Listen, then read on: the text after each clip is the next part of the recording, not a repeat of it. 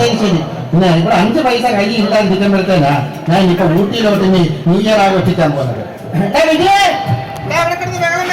ഇവിടെ ആരെങ്കിലും ഉണ്ടോ? ഇവിടെ ഇരിക്കുന്നതെല്ലാം ചത്തും പോയി മുട്ടി നിൽക്കുവാ കണ്ണി കുരുവാ കാണാനായിട്ട്.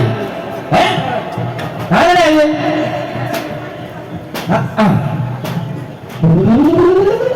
എന്താ ഇൻസ്റ്റാൾമെന്റ് ഒരു സാധനം ഒരു രൂപ ഇല്ല മക്കളെ. അങ്ങനെ പറയില്ലേ? അങ്ങനല്ല പറയാം. നമ്മൾ എന്റെ പൈസ ഇല്ല.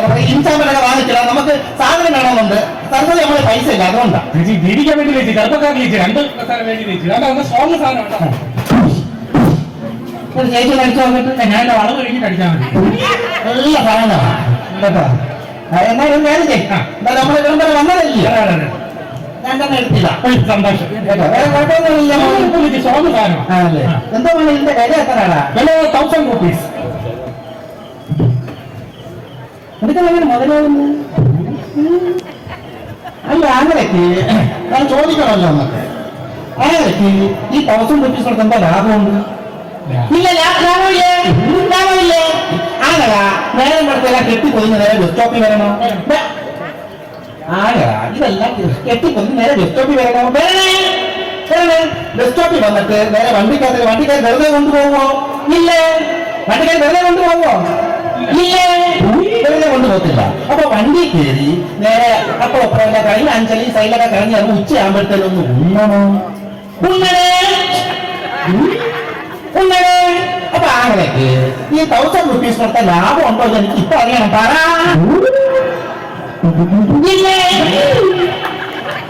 ലാഭമില്ലേ? ആങ്ങളാ നേരെ വെടുത്തക്കാരനെ തിരിഞ്ഞ് എല്ലായിടത്തും കിടന്ന് കുറെ എനിക്കും 2 സഹോദരന്മാര് കേട്ടോ. അവർ ഒരുപാട് ആരെയാണ് തട്ടുന്നത് കേട്ടോ. ഒരുപാട് കഷ്ടപ്പെട്ട മക്കളാണ് ജീവിക്കുന്നത്. അതുകൊണ്ട് ചോദിക്കുക, ആങ്ങളേക്ക് ഈ 1000 rupees കൊടുത്ത ലാഭം ഉണ്ടോ എന്ന് എനിക്ക് ഇപ്പൊ അറിയണം. പറ.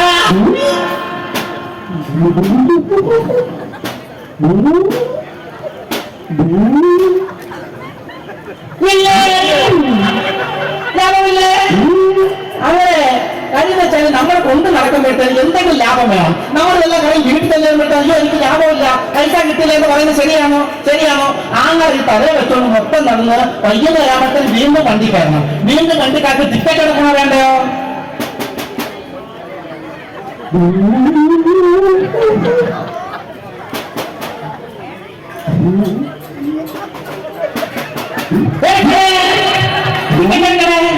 അപ്പോ താങ്കൾക്ക് ഈ 1000 rupees കൊടുത്ത ലാഭം ഉണ്ടോ എന്ന് എനിക്ക് ഇപ്പൊ അറിയണം. പറ.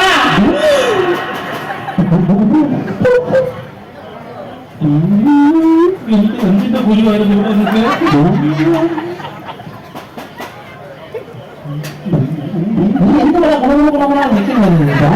എന്റെ തൊണ്ടയിൽ എത്ര നേരമോ ചോദിച്ചാൽ ആങ്ങളേക്ക് ഈ 1000 rupees കൊടുത്ത ലാഭം ഉണ്ടോ എന്ന് എനിക്ക് ഇപ്പൊ അറിയണം. പറ.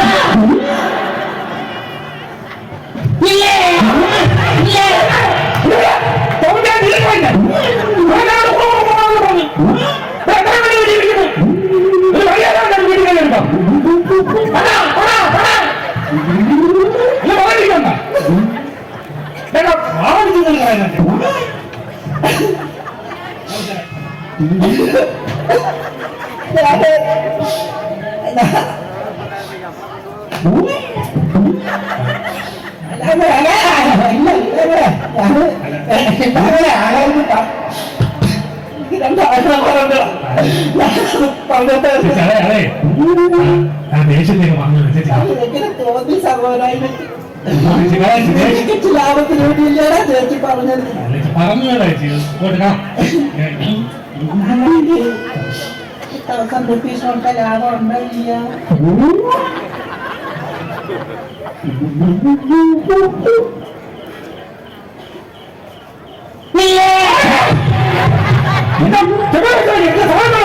ഒന്നുപോലെ 1000 rupees കൊടുക്കരുത്. ഒരു 25 രൂപ കൂട്ടി കച്ചവടം ചെയ്യടാ. ആരും പറഞ്ഞിട്ടില്ല. 25 രൂപ കൂട്ടി കച്ചവടം ചെയ്യണം. 25 രൂപ കേട്ടി പറഞ്ഞ മനസ്സിലായല്ലോ. ഒരു കാരണവശാലും 1000 rupees കൊടുക്കില്ല. ചേച്ചിക്ക് ഒന്ന് 2 എടുത്തത് അഡ്രസ്സൊക്കെ എഴുതി എടുത്ത മക്കളെ നമ്മളൊന്ന് വായിക്കാൻ ഡീസല്ല. മനസ്സിലായോ? സരസ്വതി. ഭർത്താവിന്റെ വേവിച്ച വണ്ടിപ്പെരിയാറ്. കപ്പക്കിഴങ്ങ് നീ എവിടെ കൊണ്ടാണ് കേൾക്കുന്നത്? വേവിച്ച വണ്ടിപ്പെരിയാറ്. എന്ത് ചെയ്യാറ്? 1000 rupees. 1000 rupees.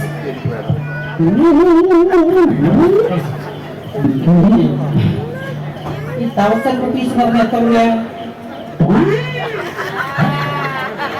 ഈ ഞങ്ങൾ ഇപ്പൊ പറഞ്ഞില്ലേ അത് എത്ര രൂപ 1000 എന്ന് പറഞ്ഞ? 1000 എന്ന് പറഞ്ഞാൽ 1000 രൂപ. നിന്റെ പോലവഴിക്ക് വണ്ടി എടുത്ത് ചാവാനായിട്ട് 1000 കേട്ടപ്പോൾ ഞാൻ നേരത്തെ നോക്കുകയാണെന്ന് എങ്ങനെ പറ്റി കസകത്തോട്ട് വീട്ടിൽ നിന്ന് ഒടുക്കട്ട വിലയാണ് 1000. എന്റെ പൊന്നമ്മച്ചിയുടെ വാങ്ങിക്കല്ലേ എന്റെ ഒടുക്കട്ട വില പോലവഴിക്ക് വണ്ടി അങ്ങോട്ടുള്ള 500 രൂപ തരും. 500 രൂപ. സമ്മതിച്ചല്ലേ? അടുത്ത മാസം ഇന്നല്ല ഇവിടെ എപ്പോ ഇരിക്കുന്നു?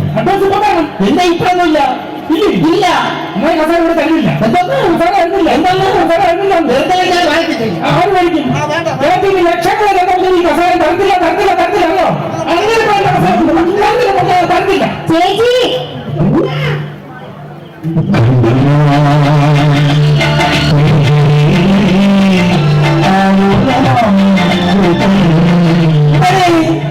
മാവേലി കഴിഞ്ഞ അപ്പൊക്കെ മേടിക്കുന്നേ.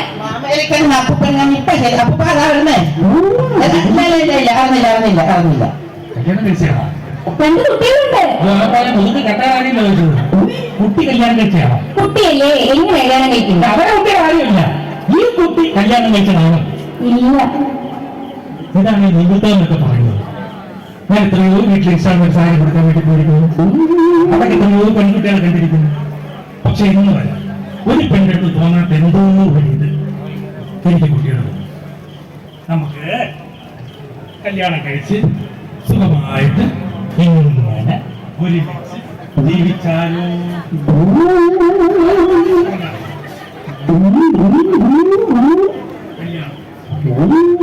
ഇതാണ് കുട്ടിയെ പണ്ടുള്ളവർ പറയുന്നത്. അവനവൻ തിന്നേണ്ട അടിമണിയിൽ അവനവന്റെ പേര് എഴുതി വെച്ചിട്ടുണ്ട്. ഈ അടിമണി എന്റെ പേരാണ് എഴുതി വെച്ചിരിക്കുന്നത്. എന്താ കട്ടിയത്? പാടമണിക്ക് നിന്റെ ഏത് മണ്ണിലാണ് അവന്റെ പേര് എഴുതി വെച്ചേക്കുന്നത്? എവിടെ എഴുതി വെച്ചേക്കുന്നത് നിന്റെ പേര്?